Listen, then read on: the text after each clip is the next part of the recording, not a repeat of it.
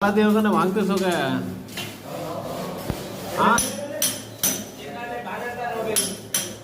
ও বাড়িওয়ালা gas fan নেবে, আগে ভেন্টিলেটর চুষলো, এখন গ্যাস ফ্যান নেবে না? এর ওখানে পয়েন্ট অবশ্যই আছে, কিন্তু বাড়িওয়ালা আগেকার যখন সিদ্ধান্ত নিচ্ছে ভুল সিদ্ধান্ত নিচ্ছে, এখন তুমি গ্যাস ফ্যান লাগাবে। সে কারণে আমরা ছাদের থেকে 11 ইঞ্চি আমাদের লাগবে, সে কারণে আগেই ভেঙে তুলছি, রং টং করার আগেই জিনিসটা একবারে ভাঙে ভেঙে একবারে সঠিক মাপ রেখে দিচ্ছি।